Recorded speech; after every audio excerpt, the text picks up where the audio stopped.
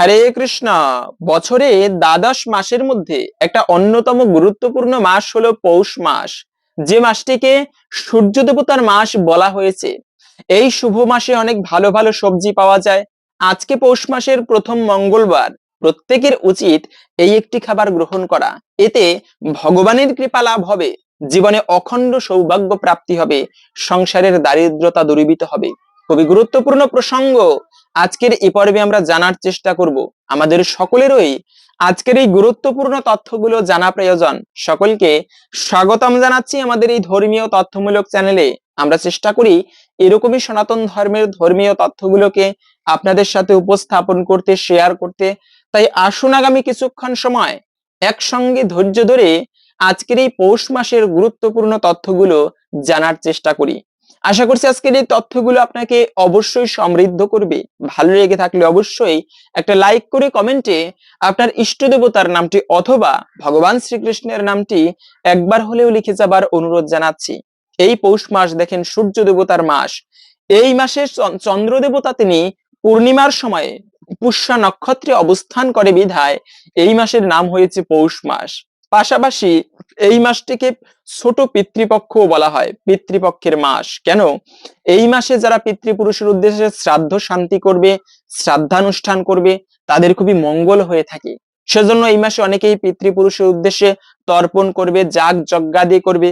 এগুলো খুবই ভালো বলা হয়েছে পৌষ মাসে। শুধু তাই নয়, এই পৌষ মাসকে কিন্তু সূর্য দেবতার মাস বলা হয়। কেননা সূর্য দেবতা জগৎ সূর্যের কৃপায় বেঁচে রয়েছে। সূর্যদেবকে সেজন্য জগতের প্রাণ স্বরূপ বলা হয়। সায়েন্সের ভাষায় একদিন যদি সূর্যদেব উদিত না হয়, তবে সমস্ত জগৎ নিষ্প্রাণ হয়ে পড়বে।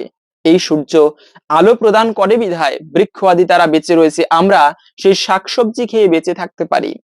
সূর্যের সালোক সংশ্লেষণ প্রক্রিয়ার মাধ্যমে বৃক্ষ খাবার গ্রহণ করে বেঁচে থাকে। তাই সূর্যের কত মহিমা।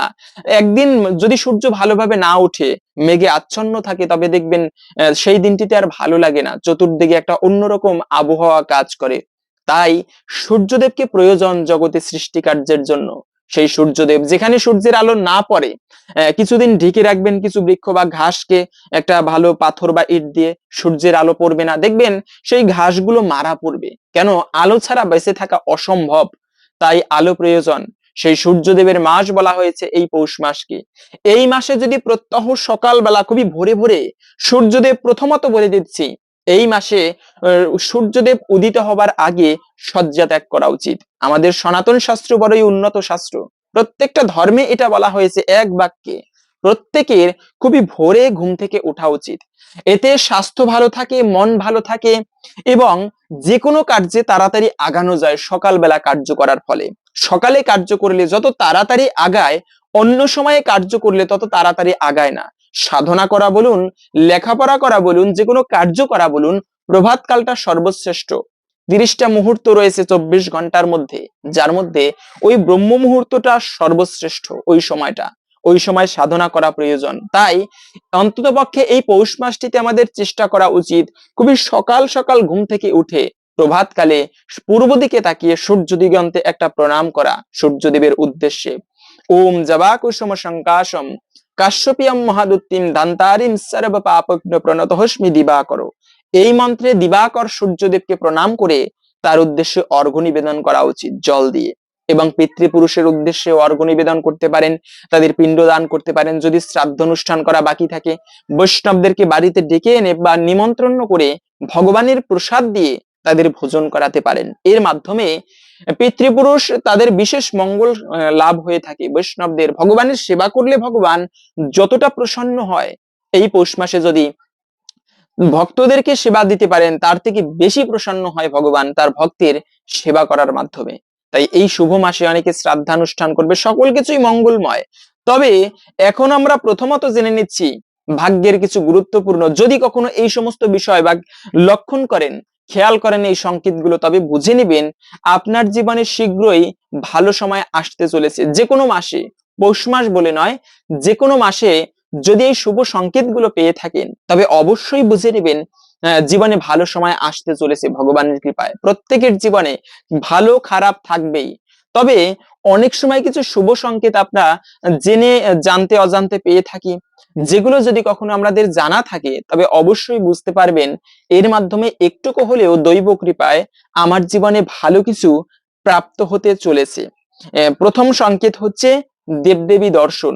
অনেকে বলে থাকে আমি স্বপ্নের মধ্যে দেবতাদের দর্শন করেছি, এটা ভালো নাকি খারাপ? সেক্ষেত্রে আপনারা দেবদেবী দর্শন করলে এটা খুবই ভালো, অতীব ভালো। শুধু দেবদেবী নয়, অনেকে আছে স্বপ্নে মন্দির দর্শন করে, বিভিন্ন গুরুজনকে বা গুরুদেবকে দর্শন করে, এটা খুবই ভালো স্বপ্ন। স্বপ্নের মধ্যেও যদি মন্দির দর্শন হয়, দেবদেবী দর্শন হয়, কি বলেছে সেই স্বপ্নটা খারাপ? অবশ্যই ভালো স্বপ্ন, এবং এটি একটি সংকেত যে তোমার জীবনে দৈব কৃপা লাভ হতে চলেছে, ভালো কিছু আসতে চলেছে। তবে একটা বিষয় বলে দিচ্ছি, যে কোনো শুভ স্বপ্ন দেখলে কখনো মানে যে কোনো কাউকে জানাতে নেই, একেবারে অতি ঘনিষ্ঠ বা গুরুদেবকে জানাতে পারেন। শুভ স্বপ্ন দেখা অতীব ভালো, যেমন ভগবানকে দর্শন করা, এগুলো ভালো স্বপ্ন। তবে বলা হয়েছে যদি শ্বেত নন্দীর দর্শন করেন, মানে সাদা যে গরু, শ্বেত নন্দী, আপনার বাড়িতে পাশের বাড়ি থেকে অথবা দূরে থেকে শ্বেত নন্দী বাড়ির আশেপাশে ঘোরাঘুরি করতেছে, অথবা যাত্রাকালে যদি আপনি শ্বেত নন্দী গাভী দর্শন করেন, শুধু গাভী নয়, যাত্রাকালে যদি আপনি কোনো সাধুকে দর্শন করেন, এতেও বলা হয়েছে সেই যাত্রা অত্যন্ত শুভ হয়ে থাকে।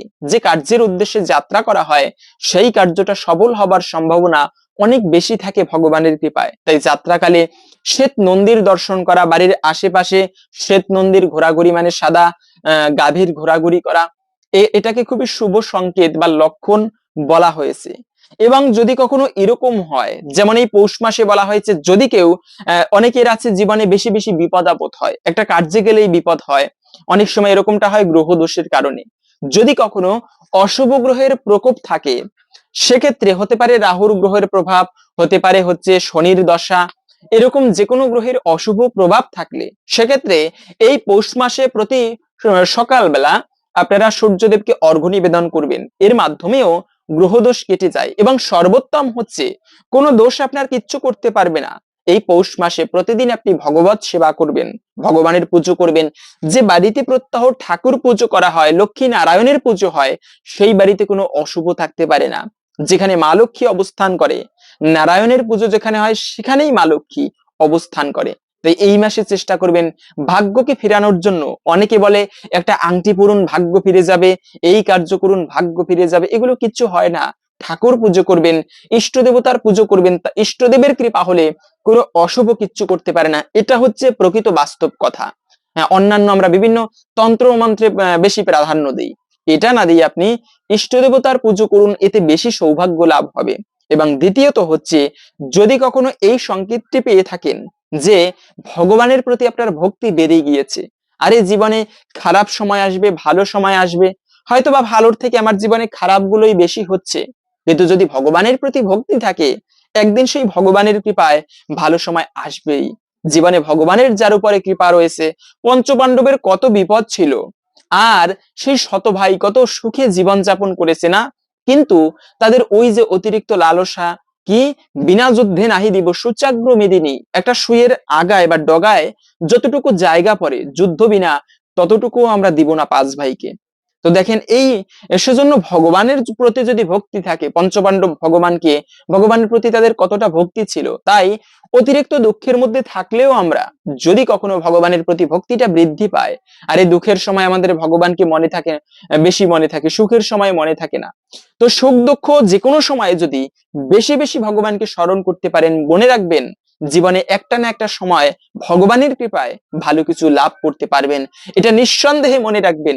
জীবনে দুঃখ হয়তো বা বেশি আসবে, কিন্তু ভালোটা আসবেই, সময়ের ব্যবধান মাত্র। এবং এই মাসে আর একটা কার্য করবেন, তা হচ্ছে ইষ্টদেবের মন্ত্র জপ করবেন। হয়তোবা গুরুদেব আপনাকে গোপাল মন্ত্রে দীক্ষিত করেছে, কামবীজ কাম গায়ত্রী যে মন্ত্র দিয়েছে, সেই মন্ত্র বেশি বেশি জপ করবেন। এমনি সাধারণত জপ করা তার থেকে একটুকু বেশি জপ করার চেষ্টা করবেন একাগ্র মনে। যাদের কোনো মন্ত্র দেয়নি গুরুদেব বা দীক্ষা নেননি, তারা আপনারা হরে কৃষ্ণ মহামন্ত্র জপ করবেন। হরে কৃষ্ণ কৃষ্ণ কৃষ্ণ হরে হরে, হরে রাম রাম রাম হরে হরে। এই মন্ত্রটা জপ করা, মন্ত্রের উপরে ইষ্টদেবের সাধনা করার জন্য, তার কৃপা লাভের জন্য মন্ত্রের উপরে অন্য কোনো শ্রেষ্ঠ মাধ্যম নেই জপ করার উপরে। তাই আপনারা এই মন্ত্রটা প্রত্যহ 108 বার জপ করবেন। এতে বেশি সময় লাগে না, 5 থেকে 10 মিনিট, সময় দিয়ে আপনারা এই মন্ত্রটা একাগ্র মনে আকুল প্রাণে ডাকবেন। যে কোনো রকম না, মন চঞ্চল রয়েছে সেরকম অবস্থায় না, শান্ত পরিবেশে বসে একটা আসনের উপরে একাগ্র মনে ভগবানকে স্মরণ করবেন, তার আকুল হয়ে তার কাছে প্রার্থনা করবেন। নিঃসন্দেহে ভগবানের কৃপা একটুকু হলেও বর্ষিত হবে, এটা নিঃসন্দেহে। তাই এই মাসে আপনারা বেশি বেশি জপ করতে পারেন, জপ করাকেও খুবই শুভ বলা হয়েছে। তবে আর একটা বিষয়, আমরা অনেক সময় বিশেষ করে গ্রামে যারা থাকি বেশি বেশি খারাপ ভাষা প্রয়োগ করা হয়, গালাগালি, ঝগড়া, চেঁচামেচি, চিৎকার, এগুলো যতটাকে কম করা উচিত। মনে রাখবে, জ্ঞানী মানুষের কখনো অপশব্দ প্রয়োগ করা উচিত নয়। তাই বাক্যকে যারা সংযম করে তাদের মুখ থেকে একটা আশীর্বাদ বেরোলেও সেটা একটুকু হলেও ফলপ্রসূ হয়। সেজন্য কখনো খারাপ ভাষা প্রয়োগ করা উচিত নয়। লক্ষ্মী দেবী সেখানে অবস্থান করে না যে গৃহে বেশি বেশি চিৎকার করা হয়, চেঁচামেচি হয়, ঝগড়া আদি হয়, সেই গৃহে লক্ষ্মী দেবী অবস্থান করে না, তার কৃপা লাভ হয় না। সেজন্য চেষ্টা করবেন এই মাসটিতে অন্তত পক্ষে খারাপ ভাষাকে বর্জন করতে, বাক্য সংযম করতে। আমি এই মাসে কোনো মিথ্যা কথা বলবো না, অপ্রয়োজনীয় কোনো খারাপ শব্দ প্রয়োগ করব না, অপ্রয়োজনীয় কোনো মিথ্যা কথা আমি এই মাসে বলবো না। এতে ধীরে ধীরে আমাদের বাক্যগুলো সংযম হয়। মুনি কাকে বলে? যারা মৌনব্রত অবলম্বন করে, প্রয়োজনবিহীন অন্য কোনো কথা বলে না, এবং এর মাধ্যমেও বাক্যের মধ্যে একটা তেজ আসে। সেই বাক্য, সেই ব্যক্তি যদি কাউকে আশীর্বাদ করে তা একটুকু হলেও ফলপ্রসূ হয়, অভিশাপ করলেও একটুকু হলেও ফলপ্রসূ হয়, যদিও কখনো কাউকে অভিশাপ করাও উচিত নয়। এখন আমরা জেনে নিচ্ছি এই মাসে কোন কার্যটি, আজকের এই মঙ্গলবার, পৌষ মাসের প্রথম মঙ্গলবার, কোন খাবারটি আমাদের প্রত্যেকের গ্রহণ করা উচিত। তবে তার পূর্বে এই খাবারটি খেলে কি হয়ে থাকে, সুন্দর একটি কাহিনী এখন আমরা জেনে নিচ্ছি। এটি জানলেই আশা করছি বুঝতে পারবেন কোন খাবারটি আমাদের আজকের এই শুভ দিনে একটুকু হলেও খাওয়া উচিত, তাতে অখণ্ড সৌভাগ্য লাভ হবে, সংসারের দারিদ্রতা দূরীভূত হবে। এই নারদ মুনি, পদ্মপুরাণে খুবই সুন্দরভাবে এই কাহিনীটি বর্ণনা করা হয়েছে। নারদ মুনি, তিনি ভগবানের এত বড় ভক্ত, প্রতিদিন নারায়ণ গান করে যেত বৈকুণ্ঠ লোকে, যেখানে ভগবান রয়েছে। তো ওখানে মা লক্ষ্মী অনেক আইটেম মানে প্রস্তুত করে, 56 পদ প্রস্তুত করে ভগবানকে ভোগ দিত। আর নারায়ণ ভগবান বিষ্ণু ঠাকুর, তিনি ওই প্রসাদ মানে ওই ভোগ গ্রহণ করে তারপরে কিছু থালের পাশে বা প্লেটের পাশে রেখে দিত, মা লক্ষ্মীকে দিত থালার পাশে। এরকম করে নারদ প্রতিদিন যেত এবং ভগবানের নারায়ণের প্রসাদ চাইতো, কিন্তু নারায়ণ সেই প্রসাদ দিত না নারদকে। এভাবে করে প্রতিদিন যেত আর বলতো। তো একদিন কি হলো, মা লক্ষ্মীকে ধরলো, মা, নারায়ণ তো দিচ্ছে না প্রসাদ, তো তুমি তো মা, তোমার তো হৃদয় অত্যন্ত কোমল, তুমি কৃপা করো আমাকে। তখন নারদ কি বললো, নারদ, ভগবান আমাকে দিতে বারণ করেছে, প্রভু আমাকে দিতে নিষেধ করেছে, আমি দিতে পারবো না। এরপরে কি হলো, আবার একদিন নারদ একবার বৈকুণ্ঠে এক সময় গেলেন। সে সময় বিষ্ণু ভোগ গ্রহণ করছিলেন। নারদজি বিষ্ণুর প্রসাদ পেয়ে পুলকিত হলেন, মানে এভাবে মা লক্ষ্মীর কাছে সেই প্রসাদ চাইলেন এবং লুকিয়ে ভগবান বিষ্ণুর থেকে আড়াল করে মা তার সন্তানকে এই ভগবানের প্রসাদ, এক চিমটি প্রসাদ দিয়েছিল, এবং নারদজি সেই প্রসাদ পেয়ে পুলকিত হয়ে গেলেন। এইরকম প্রসাদ তিনি কোনোদিন গ্রহণ করেননি। প্রসাদ পেয়ে নারদজি আনন্দে হরিধ্বনি করতে লাগলেন। এখন তিনি চিন্তা করতে লাগলেন, এই আনন্দ কার সাথে ভাগাভাগি করা যায়। এইভাবে তিনি এলেন কৈলাসে। এ সময় মহাদেবের সামনে এসে আনন্দে নৃত্য করতে লাগলেন। শিব বললেন, নারদ, তোমার এই অবস্থা আগে তো কখনো দেখিনি। জানি হরিনাম কীর্তন করো এবং এই হরিনাম কীর্তন করে তুমি অত্যন্ত আনন্দ পাও, কিন্তু আজ একই অবস্থা তোমার। নারদ বললেন, প্রভু, আমি এখনই বৈকুণ্ঠ থেকে আসলাম, সেখানে গিয়ে দেখি ভগবান বিষ্ণু শয়ন করে রয়েছেন এবং মা লক্ষ্মী সেই প্রভুর প্রসাদ গ্রহণ করছেন। আমি মা লক্ষ্মীর সঙ্গে দেখা করতে চাইলাম, তিনি হাত না ধুয়েই আমার সঙ্গে দেখা করতে এলেন। আমি মায়ের হাত থেকে একটুকু প্রসাদ চেয়ে নিলাম এবং সেই প্রসাদের যে কি মাহাত্ম্য, প্রসাদ হাতে নিয়ে আমার আনন্দে ধরে না, সেই প্রসাদ গ্রহণ করেই আমার এত দিব্যাতি দিব্য আনন্দ। শিব শিব বললেন, আমায় একটুকু দাও। বলে নারদের হাতখানি চেটে পুটে খেলেন, যতটুকু হাতে লেগেছিল, আর নেই, সব শেষ হয়ে গেল। এ খেয়ে শিবের আরো আনন্দ ধরে না। শিব পরম বৈষ্ণব, মূলত ভগবান বিষ্ণুই বিভিন্ন রূপে নিজে লীলা আস্বাদন করেন।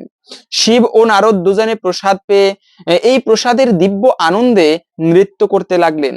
এমন সময় মা পার্বতী সেই আনন্দের শব্দ শুনে, নৃত্যের শব্দ শুনে সেখানে উপস্থিত হলেন। এসে বললেন, এ কি, আজ তোমাদের এ কি হলো? শিবকে দেখে মা পার্বতী বললেন, উনি তো নিজেই নিজের ভাবে থাকেন, তুমি এসে জুটলে কোথা থেকে নারদ? নারদ বললেন, মা আজ স্বয়ং ঠাকুরের প্রসাদ মা লক্ষ্মীর হাত থেকে পেয়েছি, তাই খেয়ে আনন্দে নৃত্য করতে করতে এখানে এলাম।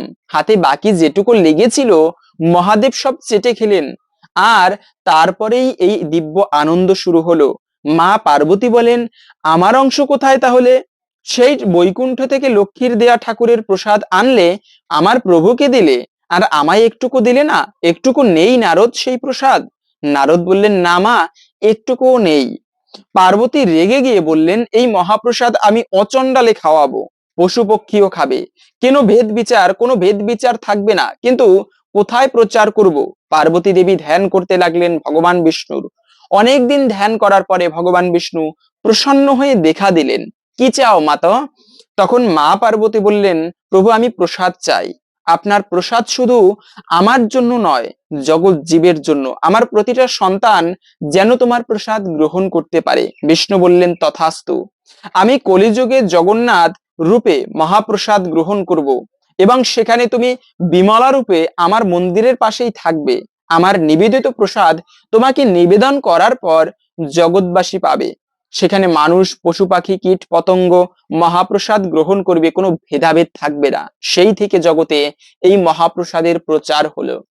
তাই যদি কোনো ব্যক্তি মহাপ্রসাদ গ্রহণ করে, গীতার মধ্যে বলা হয়েছে, প্রসাদে সর্বদুঃখানাম হানিরস্য প্রজায়তে, প্রসাদের মাধ্যমে সমস্ত দুঃখ দূরীভূত হয়। সেজন্য ভোগ দর্শনে দুর্ভাগ্য নাশ হয়। যারা ভগবানের ভোগ দর্শন করে, সেই ভোগ দর্শন করার পরে প্রণামী দিতে হয়, দক্ষিণা দিতে হয়। একটা পুষ্প হলেও ভগবানকে দিতে হয় দক্ষিণা স্বরূপ, টাকা হলে আরো ভালো। তবে এভাবে করে দক্ষিণা দিতে হয়। প্রসাদ যদি ভগবানের ভোগ দর্শন করা হয়, তাতেও দুর্ভাগ্য দূরীভূত হয়। তাই আজকের এই শুভ দিন, পৌষ মাস, বড়ই পবিত্রতম মাস, এই পৌষ মাসের আজকে প্রথম দিন মঙ্গলবার, আজকের দিনটিতে একবার হলেও আমাদের ভগবানের প্রসাদ, ঠাকুরের প্রসাদ গ্রহণ করা উচিত। এই মাসে আমিষ খাবার থেকে বিরত থাকা উচিত, ভগবানের প্রসাদ গ্রহণ করা উচিত। এর মাধ্যমে ভগবানের বিশেষ কৃপা লাভ করা যায়। আজকের এই শুভ দিনে আপনি চেষ্টা করবেন একটুকু খিচুড়ি ভোগ ভগবানকে নিবেদন করতে, অথবা আপনি দিতে পারেন প্রভুকে বিভিন্ন পায়েস ভোগ অথবা ফল ভোগ দিয়ে সেই প্রসাদ সকলের মাঝে বিতরণ করে নিজে গ্রহণ করুন, এতে পরম মঙ্গল হবে। হরে কৃষ্ণ। আশা করছি আজকের এই গুরুত্বপূর্ণ তথ্যগুলো জেনে আপনি একটুকু হলেও সমৃদ্ধ হয়েছেন। ভালো লেগে থাকলে অবশ্যই একটা লাইক করে কমেন্টে আপনার ইষ্ট দেবতার নামটি অথবা ভগবান শ্রীকৃষ্ণের নামটি একবার হলেও লিখে যাবার অনুরোধ জানাচ্ছি। ভগবানের কৃপায়, সূর্যদেবের কৃপায় সকলের জীবনে মঙ্গল হোক, এই কামনা করে আজকের ভিডিওটা এখানে সমাপ্ত করছি। হরে কৃষ্ণ।